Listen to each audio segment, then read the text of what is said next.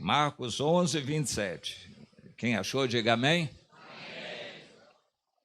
Então, regressaram para Jerusalém e, andando Jesus pelo templo, vieram ao seu encontro os principais sacerdotes, os escribas e os anciãos. E lhe perguntaram: com que autoridade fazes estas coisas?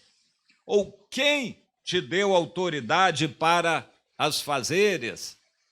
Alguém pode perguntar lá em Moçambique ao pastor José Fernando: quem te deu autoridade para pastorear e cuidar de ovelhas aqui? Alguém pode perguntar a qualquer um de nós: você está pregando aqui em praça, com que autoridade?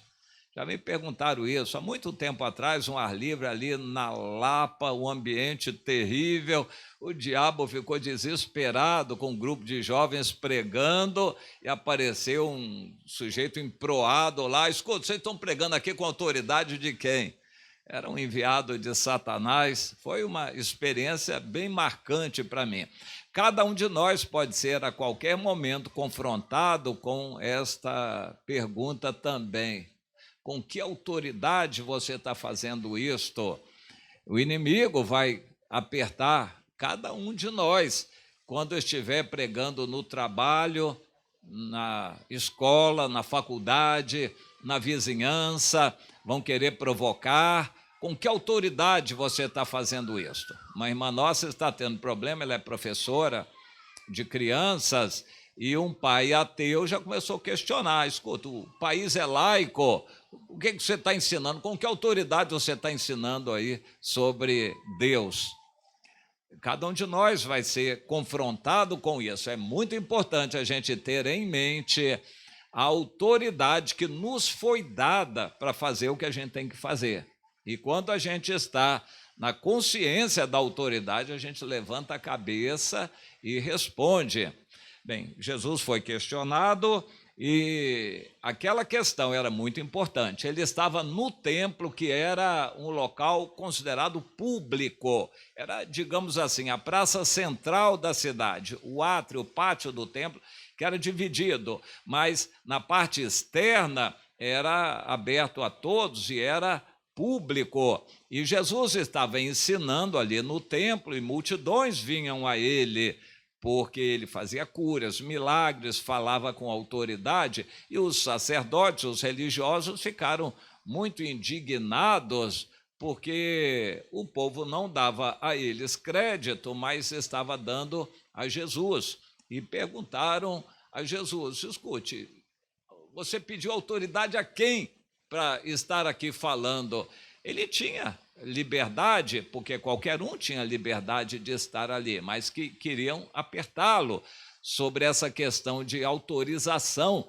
Eles queriam dizer: nós somos os donos aqui, os chefes aqui no templo, e você está pregando e não veio falar com a gente. Nós não demos autoridade para você de estar aí reunindo o povo e usando as instalações do templo para ficar arregimentando pessoas. 29. Jesus lhes respondeu: eu vos farei uma pergunta. Respondei-me, e eu vos direi com que autoridade eu faço estas coisas. O batismo de João Batista era do céu ou dos homens? Respondei. E eles discorriam entre si. Se dissermos do céu, ele dirá: então por que não acreditastes nele? Se, porém, nós dissermos dos homens, é de temer o povo, porque todos consideravam a João Batista como profeta. Então responderam a Jesus: não sabemos. E Jesus, por sua vez, lhes disse: ah, é? Nem eu tampouco vos digo com que autoridade faço essas coisas. Jesus não se fez semelhante a eles, mentindo, né? Jesus disse: eu sei, mas eu não vou dizer com que autoridade eu faço essas coisas. Vocês estão sem entender a autoridade. Eu perguntei: a autoridade de João Batista? Vocês dizem que não sabem, então vocês não estão em condições de me perguntar sobre a autoridade. O assunto é autoridade. Bom, entrando pelo capítulo 12.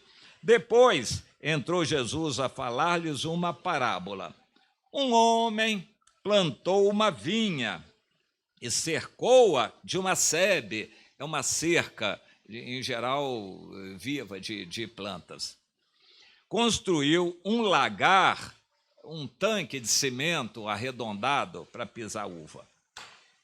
Edificou uma torre, para proteção, vigia. Arrendou a vinha a uns lavradores e ausentou-se do país. No tempo da colheita, enviou um servo aos lavradores para que recebesse deles dos frutos da vinha. Eles, porém, o agarraram, espancaram e o despacharam vazio. De novo, lhes enviou outro servo, e eles o esbordoaram na cabeça e o insultaram. Ainda outro lhes mandou, e a este mataram. Muitos outros lhes enviou, dos quais espancaram uns e mataram outros. Restava-lhes ainda um, seu filho amado. A este lhes enviou, por fim, dizendo: respeitarão a meu filho. Mas os tais lavradores disseram entre si: este é o herdeiro, ora, vamos, matemo-lo, e a herança será nossa.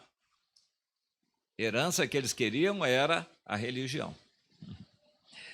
E agarrando-o, mataram-no e atiraram para fora da vinha. Que fará, pois, o dono da vinha? Virá, exterminará aqueles lavradores e passará a vinha a outros.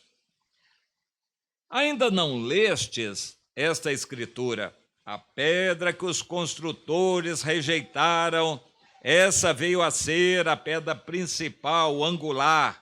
Isto procede do Senhor e é maravilhoso aos nossos olhos.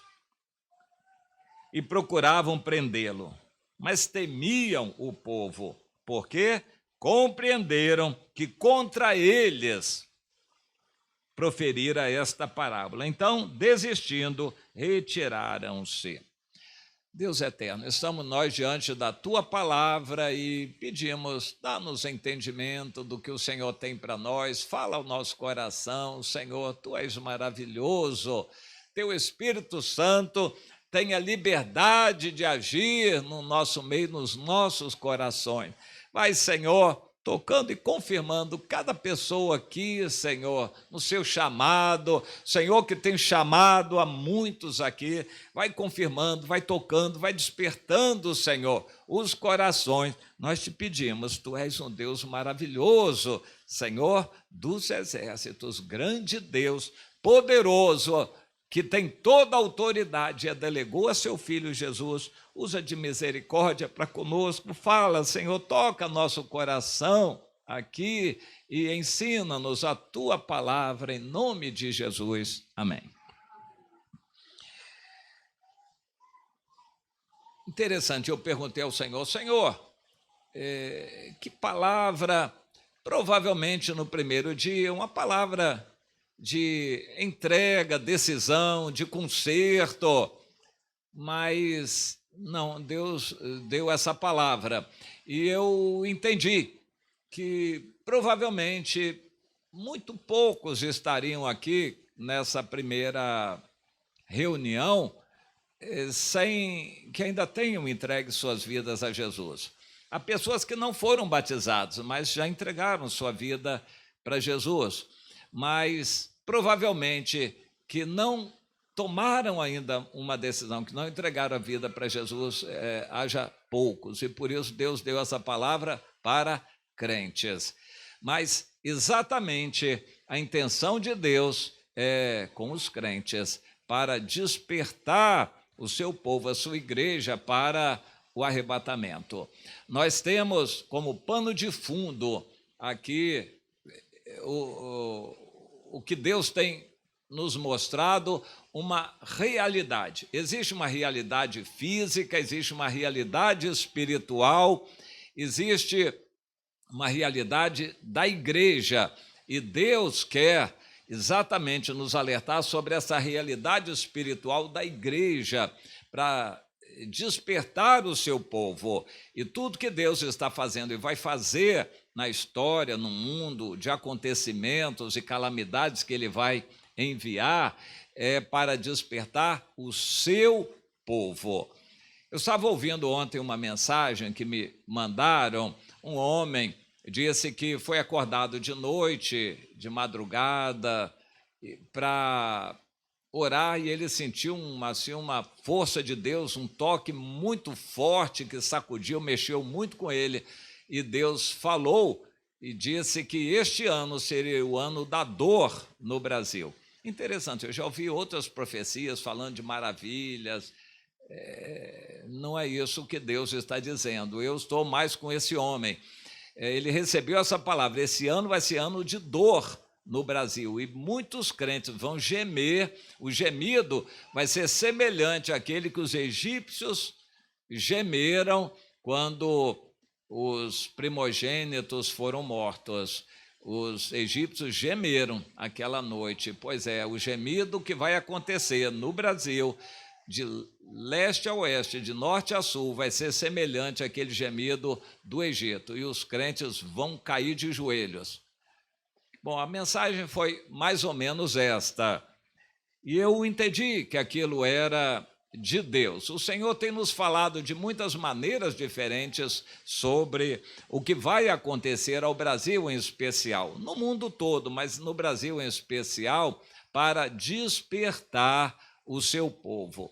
Eu tenho ficado impressionado com o fato de que o Brasil continua no pecado. Apesar de todas as dificuldades sobre o carnaval, não havia dinheiro para o carnaval no Rio, coronavírus ameaçando, e uma série de outras questões, as chuvas fortes aí em muitas cidades fazendo cancelar o carnaval. Apesar disso, o carnaval no Rio de Janeiro está prestes, segundo a previsão, a menos que Deus faça coisas acontecerem, e eu creio que Deus vai botar a mão dele no Carnaval do Rio, que é o carnaval referência do Brasil, embora São Paulo esteja querendo tomar a liderança, mas Deus tem assim manifestado nos últimos anos no Carnaval do Rio de Janeiro sempre a sua mão de alguma maneira. Eu creio que ele vai continuar a fazê-lo, e esse ano vai tocar também. Mas, apesar disto, o Carnaval no Rio está na previsão de bater todos os recordes. Na cidade do Rio de Janeiro, eles disseram que estão esperando 7 milhões de pessoas nas ruas. É muita gente. Eu fiquei pensando, meu Deus, a população toda do Rio, o Grande Rio, 10 milhões, e os evangélicos? Eles estão pensando que fora os evangélicos, todos estarão nas ruas, virão muitos de fora. Não há certamente um exagero nisso, mas minha filha veio, disse, olha, quinta-feira só conseguiram sair quase 2 horas da madrugada. Mas por quê? Porque lá onde nós moramos, os blocos de carnaval, aquilo, a gente não imaginava que aquilo era assim, né? Ou não era mesmo, está ficando assim. Foi tomado de uma tal maneira que mesmo quase 2 da manhã tiveram muita dificuldade de passar, por causa já da quinta-feira, antes ainda do período do carnaval, e tiveram dificuldade em passar de tanta gente ali. Blocos encheram domingo passado o Rio de Janeiro de uma tal maneira que ficou, o centro da cidade ficou entupido de gente, muitos bairros também.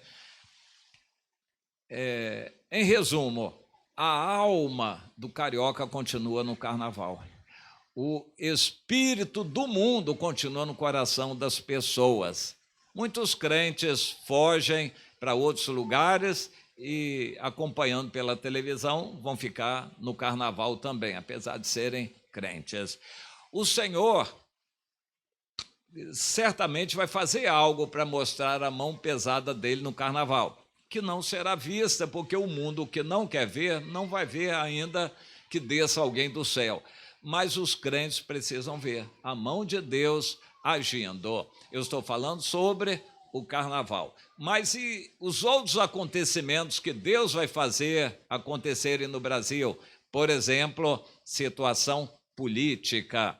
Coisas vão acontecer no Brasil. Deus está mostrando que tudo isso é em função do seu povo, já que estamos muito próximos do arrebatamento, ele precisa filtrar, peneirar a sua igreja. E o que significa isso? Fazer com que crentes se voltem para o Senhor. O problema de Deus não é com o mundo, é com a sua noiva que não está preparada.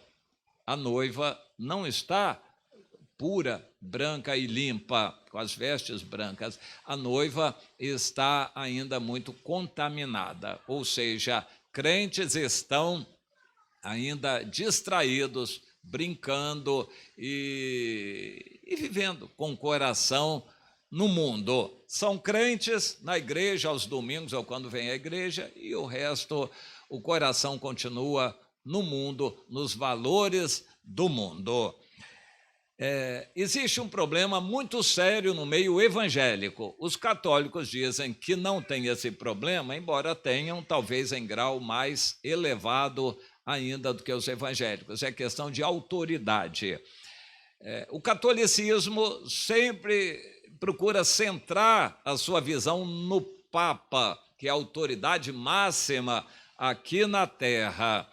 E proclamam que todos os católicos são unidos e atendem ao Papa. A gente sabe que na prática não é isso. Agora, até o próprio Papa é chamado pelos próprios católicos de impostor, porque derrubou o verdadeiro Papa anterior e tomou o lugar dele num golpe de Estado e coisa desse tipo. Os próprios católicos questionando a própria autoridade do atual Papa.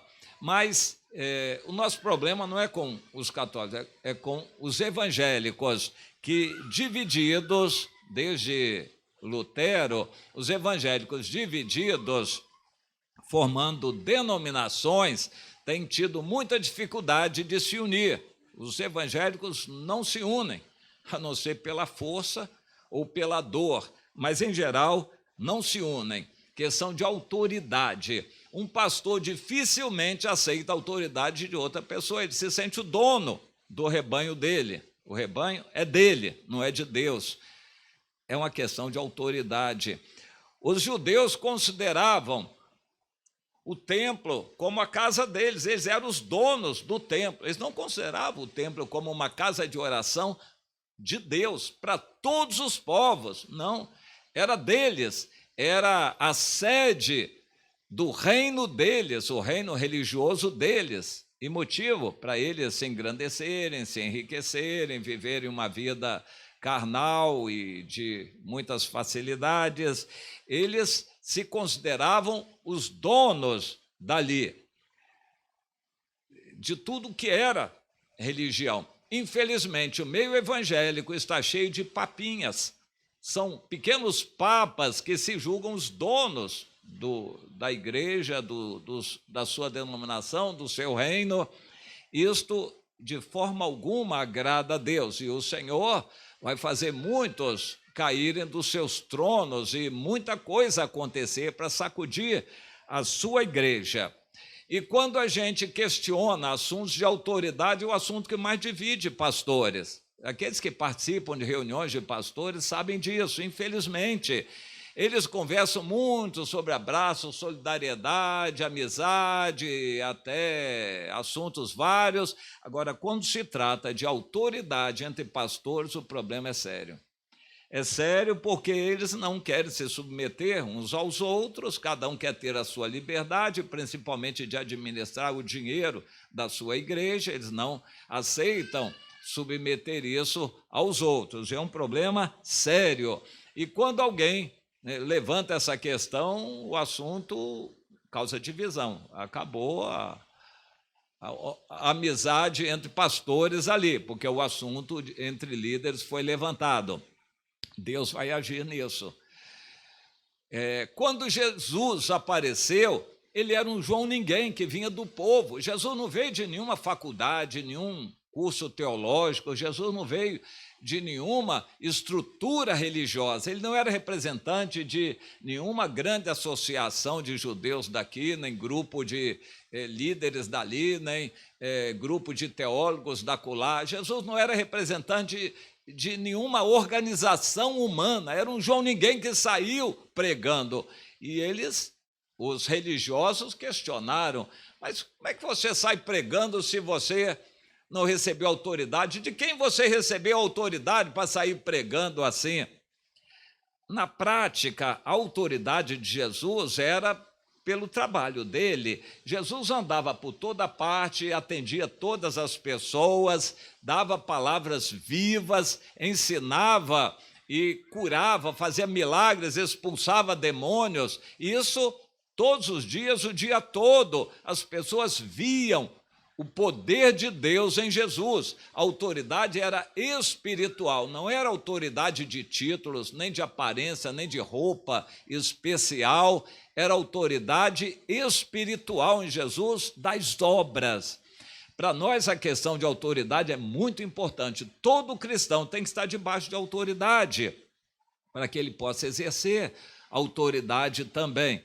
Não é muito fácil isso, mas principalmente para líderes, para a gente ter autoridade, também precisa estar debaixo de autoridade. E autoridade é respaldada, testemunhada pelas obras. Como é que alguém vai ter autoridade que não tem fruto nenhum na sua vida? Nunca ganhou ninguém para Jesus, não tem fruto nenhum. Que autoridade uma pessoa vai ter porque fala bonito, porque tem título, porque é importante, porque tem anel no dedo? Autoridade baseada em quê?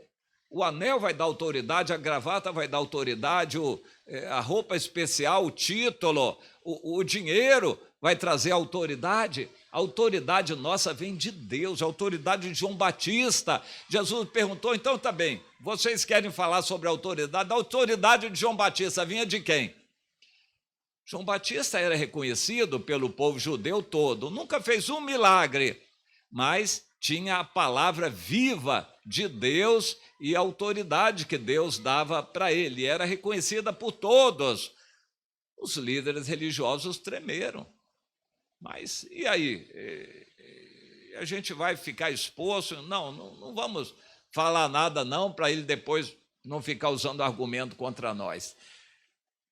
E Jesus, então, estabeleceu aqui essa questão, né? Autoridade, a gente precisa conversar sobre isso sim, mas vamos ver de onde provém a autoridade. É fundamental, a autoridade que nós temos vem de quem? Eu estou crendo que Deus quer nos fazer entender isto, porque no nosso meio nós não trabalhamos muito com títulos, não ficamos distribuindo títulos para as pessoas, cargos. A autoridade não é do cargo, do título. No nosso meio, a autoridade é de Deus, testemunhada pelas obras. Amém? O nosso fruto, o fruto do nosso trabalho, vai ter autoridade aquele que trabalha, que serve, que vai buscar as pessoas, vai visitar os necessitados, aquele que está na linha de frente, atacando o inimigo, orando, buscando os irmãos, ajudando. Isto é o trabalho que Deus quer para nós e nos mandou fazer. E do fruto do nosso trabalho é que vem a nossa autoridade, ou o reconhecimento da nossa autoridade. Essa autoridade é dada por Deus, está em Jesus, é delegada para a sua igreja, e a igreja não é um ajuntamento de pessoas. Tem que haver uma edificação. São pessoas organizadas, como o povo de Israel lá no deserto. Eles não saíam atabalhoadamente, cada um por si, andando do jeito que queria. Eles tinham que esperar a sua vez, irem juntos com o seu povo, organizados. E Deus nos quer dessa maneira também. Cada um é autoridade desde que esteja no seu lugar, na sua função e produzindo frutos. E no nosso meio, cada irmão precisa ter essa liberdade da autoridade de Deus. A autoridade de Deus dá essa liberdade. Apareceu João Batista no deserto. Ora, quem mandou? Ele recebeu imposição de mãos de quem? Quem deu autoridade para o João Batista? Apareceu João Batista no deserto, pregando batismo de arrependimento. Apareceu. Quem mandou? Deus, que mandou. A autoridade dele veio de Deus. Ele tinha essa liberdade, porque Deus deu essa autoridade para ele. Cada irmão nosso precisa saber que você é autoridade de Deus para fazer o que Jesus mandou. O ide de Jesus é para todos. No nosso meio, nós precisamos aprender isso, que o Senhor nos dá autoridade, e essa autoridade vem pelo Espírito Santo e vai ser testificada pelos frutos. Nós não temos que ficar esperando a igreja mandar, o pastor designar. Cada um tem a autoridade de Deus de sair e pregar. Depois presta relatório, porque está debaixo de autoridade também. A prestação de relatório não visa a pessoa ser controlada, mas apenas ser ajudada. É por isso que a gente precisa de dar relatório do que fazemos para quem é autoridade de Deus, para recebermos mais ajuda, orientação, apoio, respaldo, mais unção, e a gente vai realmente receber isto se a gente está caminhando debaixo de autoridade. Mas, enfim, autoridade foi o assunto, e Jesus aproveitou e contou uma parábola para caracterizar a autoridade. O homem era dono da terra, e ele organizou a plantação da vinha, cercou, fez lagares para serem utilizados, torre para vigilância, e a vinha ficou, digamos assim, um sítio bem plantado, todo bem organizado, e ele então arrendou para uns trabalhadores, para eles poderem cuidar da plantação e administrarem a vinha, e depois eles teriam que prestar contas do resultado. E o tempo passou, aquele dono da vinha aparentemente não voltou continuamente para fiscalizar. Por essa parábola, a gente entende o seguinte: humanamente falando, o que engorda o boi são os olhos do dono. Ou seja, se o dono não estiver fiscalizando, daqui a pouco tem trabalhador se acomodando, amorcegando, e vai ter trabalhador aí, né, se sentindo tal e querendo se aproveitar da situação. Então, o dono tem que vigiar, tem que fiscalizar, tem que periodicamente estar ali. Humanamente falando, tem que ser assim. A obra de Deus não pode ser feita totalmente à lavanter ou deixada à vontade das pessoas.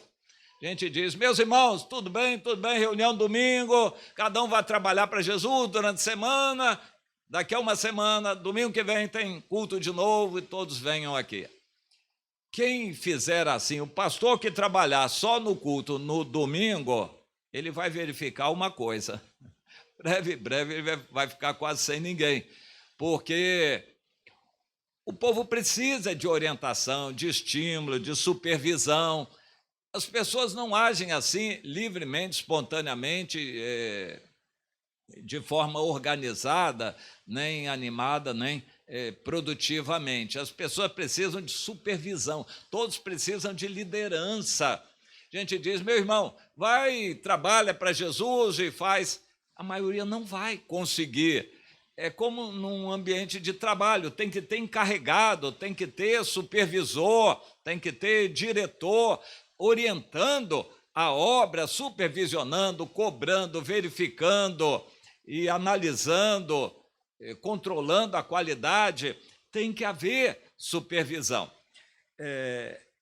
Esse senhor aqui da vinha, na parábola de Jesus, é o próprio Deus. E dá-nos uma ideia de que Deus não supervisionou a sua obra, largou por conta dos trabalhadores. Isto não é bem verdade, porque Jesus disse: eu vou embora subir para o meu Pai, um dia eu vou voltar para pedir contas. Só tem um detalhe, eu vou mandar um supervisor, que é o Espírito Santo. Mas o Espírito Santo fica um pouco de fora aqui nessa parábola. Jesus focalizou quem era o dono da vinha, quem tinha autoridade, fez, delegou, entregou a autoridade e um dia vai cobrar. Muitos crentes estão vivendo como se Jesus não fosse voltar, como se ele não fosse cobrar. Houve uma época, eu me lembro, há 50 anos atrás, que eu ouvi a mensagem da segunda vinda de Cristo com temor. Eu achava que Jesus ia voltar naqueles próximos anos, 5, 10 anos. Eu tinha essa ideia. De lá para cá, 50 anos se passaram. E ele ainda não voltou. Nós cremos que está perto. Mas, e aí? A gente vai cruzar os braços? A gente vai se acomodar? Se naquela época eu tivesse me acomodado, então teria perdido muito tempo. Não vou trabalhar mais porque Jesus já vai voltar. Eu teria perdido tempo, não teria produzido frutos, mas se Jesus vai voltar daqui a pouco, a gente tem que continuar trabalhando até a hora de ele voltar. Não é assim que a Bíblia nos ensina, amém? Nós temos que ter essa convicção. Não vamos parar porque está próximo da volta de Jesus. Nós vamos continuar fazendo tudo que temos que fazer. Só tem um detalhe, se a gente sabe que Jesus vai voltar daqui a pouco, não vamos ficar esperando em cima do joguinho, né, no celular, nem distraindo, brincando e repassando mensagens sem significado, mensagens sem significado espiritual. Não vamos ficar perdendo tempo na frente da televisão, assistindo novela. Se Jesus vai voltar, a gente sabe que está próximo, vamos esperar na frente da novela? Não, isso não vai ser bom.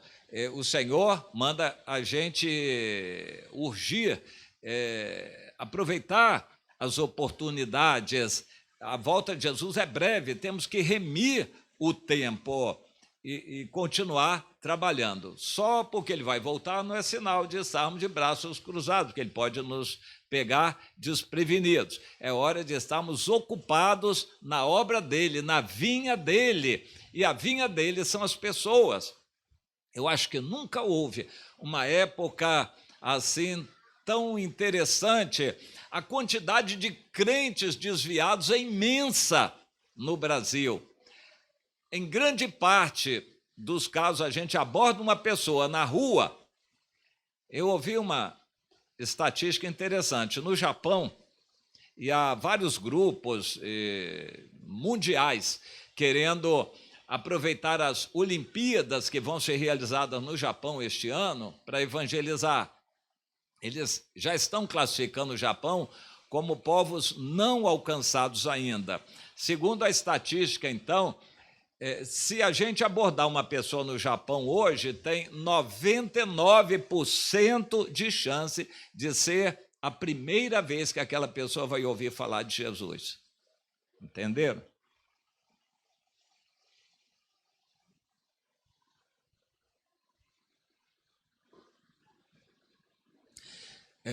Se falarmos para uma pessoa na rua no Japão do Evangelho, a gente tem 99% de chance de ser a primeira pessoa que vai falar de Jesus para aquela. Ou seja, no Japão, a maioria nunca ouviu falar de Jesus. No Brasil, eu acho que é quase o contrário já. Se a gente abordar uma pessoa na rua, eu acho que vai ter chance 1% só de essa pessoa nunca ter ouvido falar de Jesus. Normalmente, todos já ouviram. E a maioria que a gente abordar vão ser crentes desviados. Alguns até desigrejados, crentes mais meio-meio, não estão bem ligados e compromissados. Mas a maioria, com toda certeza, já ouviu falar de Jesus. E esse é o problema. É para esse tipo de gente que tem que falar no Brasil. Porque quem não estiver muito fervoroso, crente quente, dando fruto, não vai subir no arrebatamento.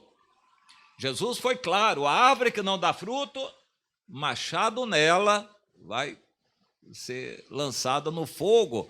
eterno. O crente que não produz fruto está negando a fé, está atrapalhando os outros, está sendo um problema. Nós lemos no capítulo 11 de Números uma situação interessante, uma revolta do povo contra Moisés. O povo se queixou da sua sorte. É até bom, foi a leitura que fizemos ontem, esclarecer um aspecto interessante. E diz que o populacho, na minha versão diz, o populacho que estava no meio deles veio a ter desejo das comidas do Egito. E também Israel, então, aproveitou e reclamou de Moisés e tal. Que populacho é esse? Numa outra versão diz, e o vulgo que estava no meio deles, e em outra versão o sentido é de um misto de gente que estava com eles.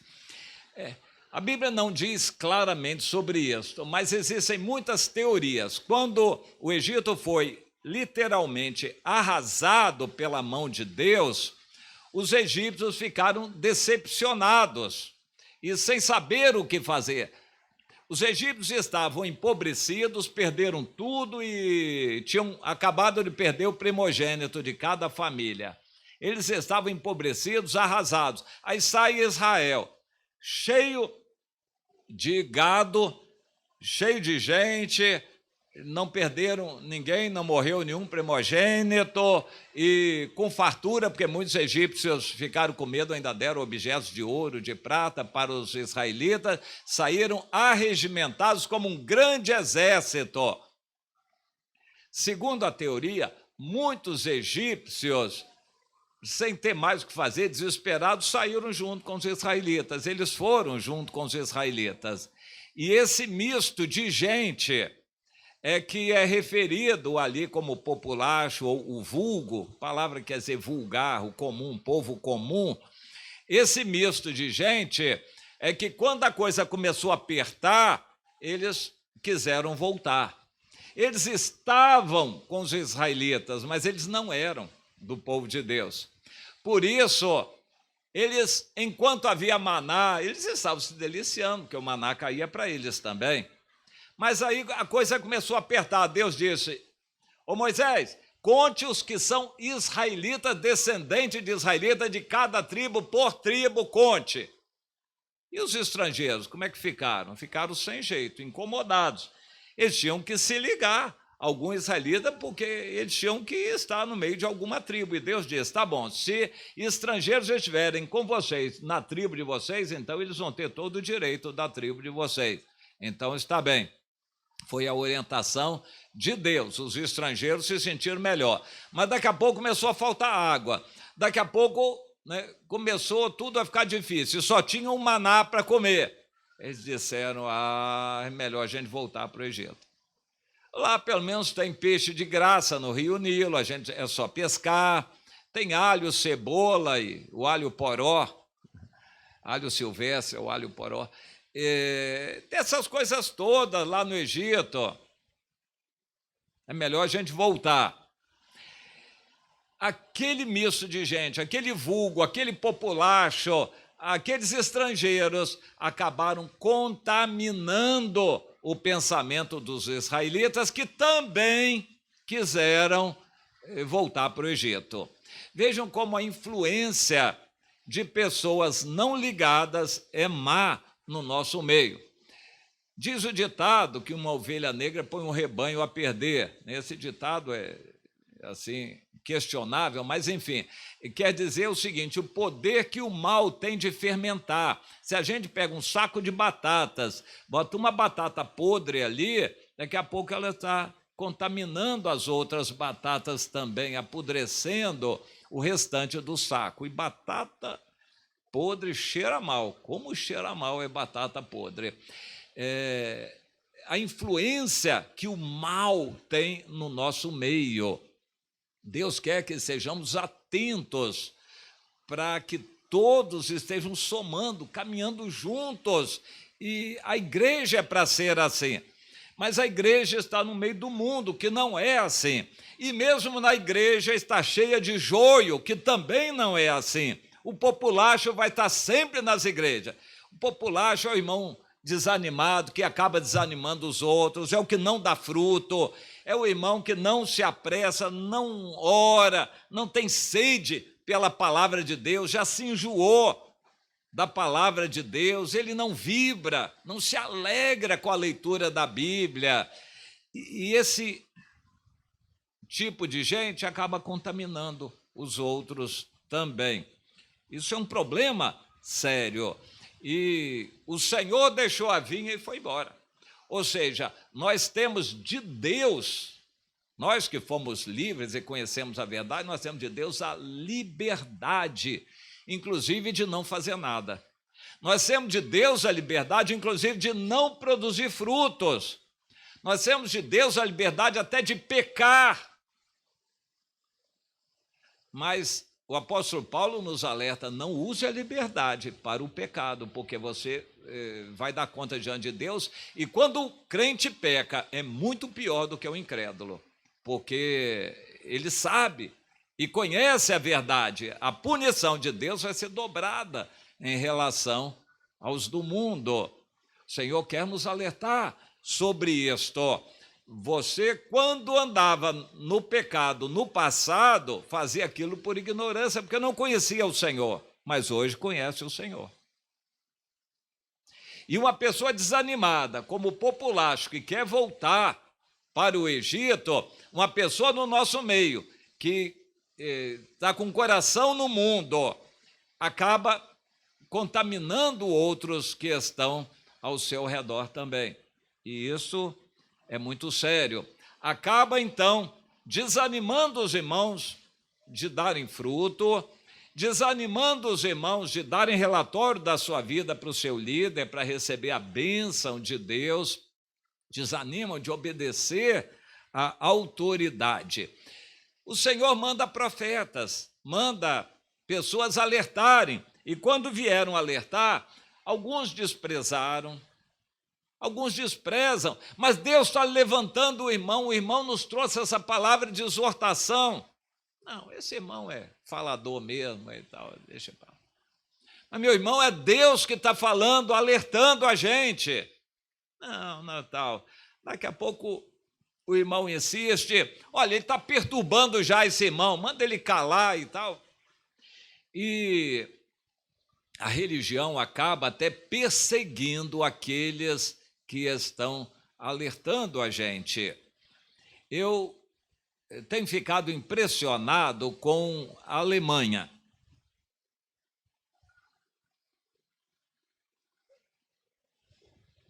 A Alemanha atualmente está impregnada da ideia humanista. O humanismo está na cabeça de todos. A Alemanha se sente responsável por ajudar os refugiados, ajudar o resto da Europa. Esse espírito humanista é muito interessante. A Alemanha, quando estava dividida, uma Alemanha se enriqueceu e a outra se empobreceu. Quando caiu o muro de Berlim e uniram as duas Alemanhas, uma Alemanha era rica e a outra pobre. Pois a Alemanha rica, pelo humanismo, não por Deus, não pelo amor de Deus, mas pelo humanismo, que é a ideia que vigora entre eles se sentiram responsáveis por levantar a outra Alemanha pobre. Agora, passados já, 20, 30 anos por aí, eu acredito que a Alemanha mais pobre se recuperou e já esteja mais ou menos ao nível da outra. Então, a Alemanha continua sendo um país riquíssimo e eles se sentem na obrigação de ajudar o resto da Europa, os outros países mais pobres da Europa. Mas a ideia humanista diz que eles também têm que ajudar os pobres. Essa ideia que prega isto, o humanismo, é uma responsabilidade humana para com os outros semelhantes, para não depender de Deus. Em princípio, é bonita essa ideia de que os ricos têm que ajudar os pobres. E a Alemanha se sente na responsabilidade de levar nas costas economicamente a Europa e, por sua vez, a Europa tem obrigação para com a África, com o Oriente Médio, com todos os refugiados empobrecidos que não têm para onde ir, eles têm obrigação de receber. Estão procurando apenas botar um pouco de ordem, mas continuam de braços abertos para receber. A França, por receber tantos refugiados, acabou bastante influenciada pelo islamismo. Hoje, a França tem uma participação islâmica de cerca de quase 10% da população, que é muito, e eles influenciam muito. Em algumas áreas, eu ouvi de um irmão contando que há lugares na França em que cerca da metade da população já é muçulmana, porque eles se concentram onde querem botar a Sharia, a lei deles, para funcionar. De forma que, na média, na França deve estar quase 10% de influência muçulmana, e em alguns lugares até a maior parte da população já é muçulmana. A Alemanha tem recebido refugiados e tem recebido muitos outros de muitos outros lugares. Só que aconteceu o seguinte: os evangélicos, que são poucos, evangélicos fervorosos, nascidos de novo, estão muito ativos na Alemanha. Existem poucas igrejas, mas igrejas boas e até igrejas numerosas, se isso é significativo, 2, 3 mil, 4 mil membros, uma igreja na Alemanha, fervorosa, a gente vai lá no culto, é maravilhoso. Mas são poucas, e em relação à população toda, é muito pouco. Isso não passa de 2% da população, talvez 1 a 2% da população. Isto na Alemanha. Esses irmãos crentes, cristãos convictos, fervorosos, resolveram evangelizar os refugiados. A lógica é muito simples. Deus vai trazer muçulmano para o Brasil, aleluia, que traga mesmo, e nós vamos evangelizar os muçulmanos aqui, porque se formos lá evangelizar, eles provavelmente vão nos prender ou até matar. Mas quando Deus traz muçulmanos para o Brasil, melhor coisa, vamos evangelizar os muçulmanos aqui. Mesmo raciocínio com venezuelanos ou haitianos ou os que forem, refugiados que vierem para o Brasil. Nós cristãos, povo de direita rejeita. Nós, cristãos, não deveríamos rejeitar. O presidente Donald Trump está fazendo uma guerra nos Estados Unidos para não receber, principalmente latino-americanos, mas pessoas de outros lugares, porque realmente isso bagunça a economia do país, e é muita necessidade, traz muita fonte de doenças e uma série de problemas. Mas os cristãos norte-americanos deveriam gostar. Tomara que venham muitos do mundo todo para cá para a gente evangelizar. A gente deveria dizer isso no Brasil, mas o fato é que na Alemanha os refugiados vieram, os evangélicos convertidos começaram a evangelizar e ficaram muito contentes. Eu tenho uma prima que é pastora na Suécia, pastora luterana. É um esquema bem diferente do nosso, luterano.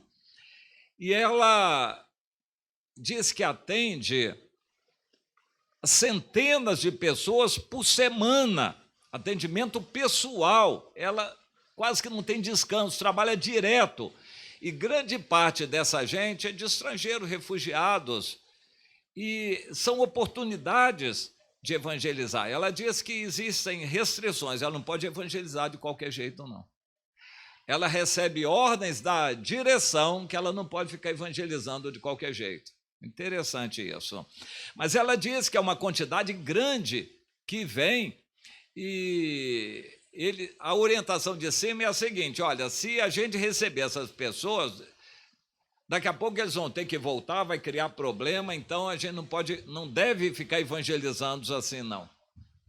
Não deve ficar evangelizando-os assim, dessa maneira. E na Alemanha a mesma coisa aconteceu. Os evangélicos luteranos fizeram uma guerra contra os evangélicos que estavam evangelizando os refugiados, porque na doutrina deles, quem é muçulmano, Deus os aceita assim, como são muçulmanos, mas nós não devemos forçá-los a se converter, a mudar de religião. Ou seja, os evangélicos convertidos da Alemanha estão sendo perseguidos pelos evangélicos tradicionais, não convertidos, digamos assim. Hoje, igrejas aos montes na Europa, na Alemanha também, igrejas cristãs, por estarem vazias, estão passando para muçulmanos. Eu quero mostrar com isso o seguinte, por nós pregarmos o evangelho, nós incomodamos outros. Quando a gente vai ajudar, visitar uma pessoa carente, necessitada, mas essa pessoa está ligada a uma outra igreja, a gente vai arranjar problema com a outra igreja. Uns chegam ao ponto de se sentir donos da igreja e querer punir qualquer um que queira fazer qualquer coisa diferente. Hoje, na esmagadora maioria de igrejas evangélicas no Brasil, se a gente chegar lá no meio, olha, meu irmão, Deus está trazendo uma revelação. Vão receber? Claro que não. Eu já tenho essa experiência, entreguei uma mensagem para um pastor, que era o líder de uma denominação, e ele não recebeu a palavra, ainda me devolveu uma bomba. Eu disse, meu irmão, eu estou trazendo uma palavra de Deus. E ele não aceitou e ainda me deu uma bomba. Essa atitude de quem se sente dono da religião é um problema. Eles querem controlar a religião achando que isso vai trazer algum proveito. A herança vai ser nossa. Mas eles querem herança para quê? Aqui na terra, para se refestelarem, para trazer poder, política, dinheiro. Mas o Senhor diz, isso não vai ficar dessa maneira, porque eu voltarei, vou pedir contas. E aí eles vão ter que prestar contas. E como não vão ter que prestar contas, o Senhor diz, ele virá, o dono da vinha exterminará aqueles lavradores e passará a vinha a outros. Bem, lavradores aqui nessa parábola são crentes. O Senhor vai exterminar os crentes que não dão fruto, não prestam contas e rejeitam a pedra. Literalmente, essa palavra era para os judeus, mas ficou registrada na Bíblia para nós tirarmos proveito também. Procuraram prender a Jesus, porque compreenderam que Jesus falou essa parábola contra eles. Nós estamos numa situação difícil, nós não somos perseguidos por judeus, nem um pouquinho, aqui não. Nós não somos perseguidos por católicos, no Brasil isso ficou no passado, não existe isso. Nós não somos perseguidos pelo governo, até agora não. Mas nós temos muito problema com os donos de igrejas evangélicas, com denominações instituídas, organizadas, que perseguem.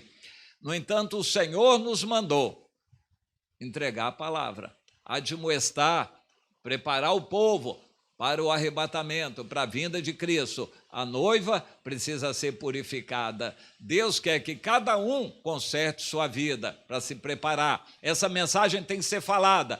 Mas se a gente for a certas igrejas falar uma palavra dessa, não vai ser bem recebido. Eu era jovem ainda, Deus me deu a oportunidade de pregar na Assembleia de Deus de Belém do Pará. Um milagre de Deus, que isso aí é reservado para pouquíssimos no Brasil, esse privilégio, e Deus me deu. Pastor Firmino, presidentão lá, e eu não tinha nem roupa direita, nem paletó e gravata direito, a gente tinha que improvisar para a Assembleia de Deus, evidentemente, né? Eu tinha que... Mas, olha, me deu a palavra para pregar, e eu preguei exatamente isso, que a gente está na proximidade da vinda de Cristo e que precisa se preparar. Eu terminei de falar, levantou do pastor e Saiu malhando. Aqui não tem nada disso, não. Está todo mundo preparado, e a igreja toda é do Senhor, todo mundo preparado, não tem nada disso, não. Falei, bom, ele vai dar conta diante de Deus.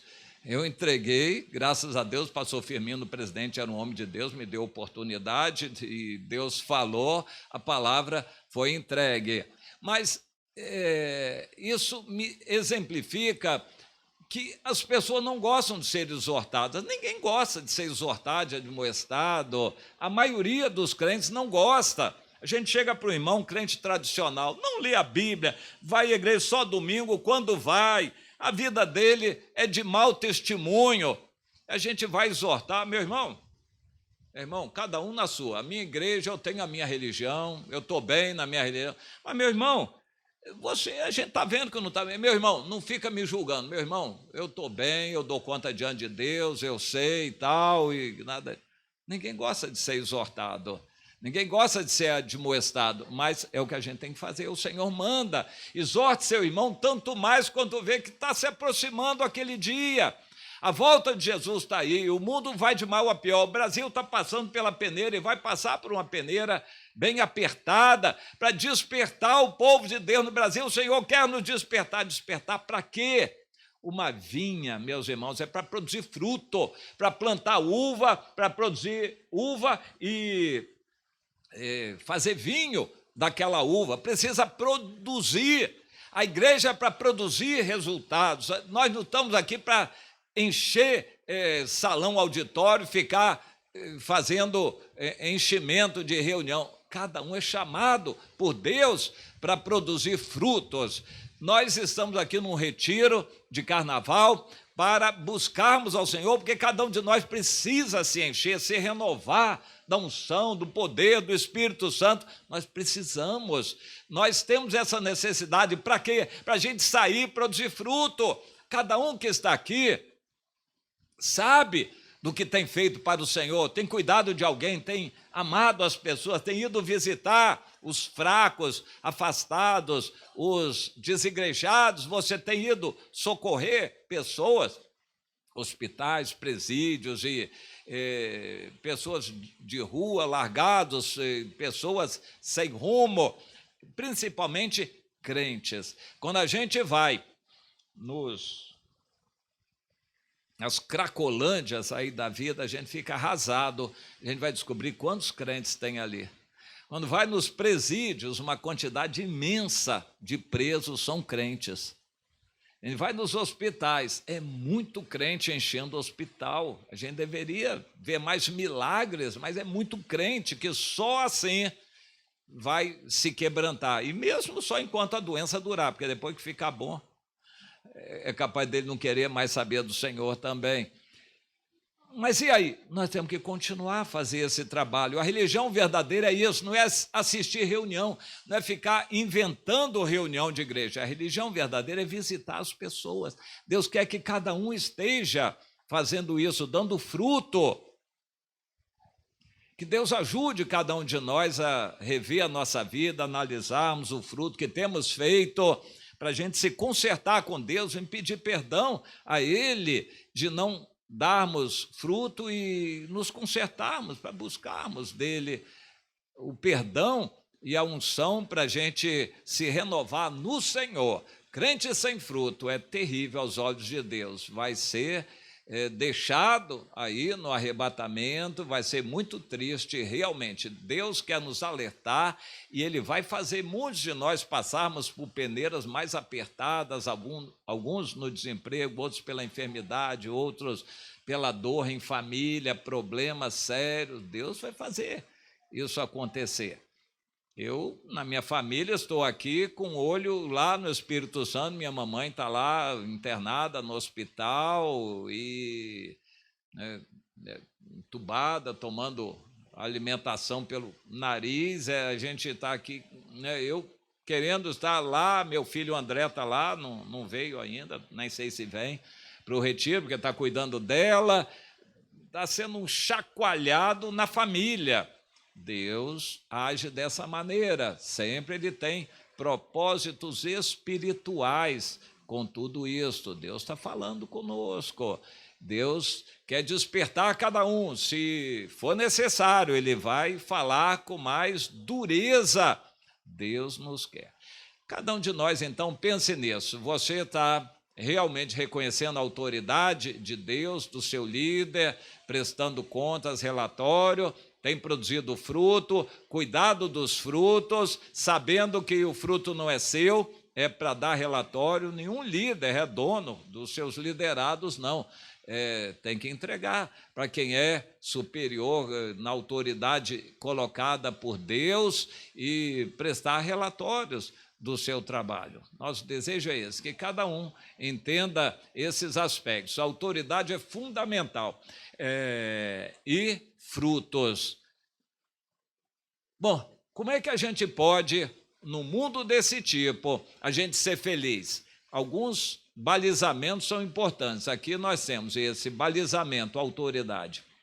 A gente está em paz, ter alegria no meio da tribulação, a gente tem que estar seguro de estar debaixo da autoridade. Se a gente está seguro de estar debaixo do guarda-chuva da autoridade de Deus, a gente vai estar feliz, o Brasil vai de mal a pior e vai tudo acontecer no mundo, mas a gente vai ter paz no coração, a gente vai poder ter a certeza que a nossa redenção se aproxima. Que certeza você tem? Porque você está debaixo de autoridade. E se está debaixo de autoridade, qual é a prova que tem? É que está dando fruto. Quem está dando fruto, em geral, testifica que está debaixo de autoridade. Se está debaixo de autoridade, os frutos vão testificar. Se não está dando fruto, comece a questionar sua ligação com a autoridade. E o resultado é dar fruto. E dessa maneira, a gente tem paz no coração, cheio de gente problemática à nossa volta, mas nós estamos crendo que Deus vai curar um, vai libertar outro, vai levantar aquela de coração endurecido vai ser quebrantada. Nós cremos, nós temos a autoridade de Deus, nós oramos, Deus vai agir, e enquanto isso a gente não vai ficar chorando, a gente vai estar alegre, feliz, louvando a Deus. A liberdade que o Senhor nos dá de a gente poder, felizes, estarmos louvando a Ele. Que Deus nos dê esse espírito de alegria. Mas vamos começar questionando isso. Você está debaixo de autoridade, ligado, dando relatório ao seu líder, e em consequência está dando fruto? Vamos ficar de pé e orar.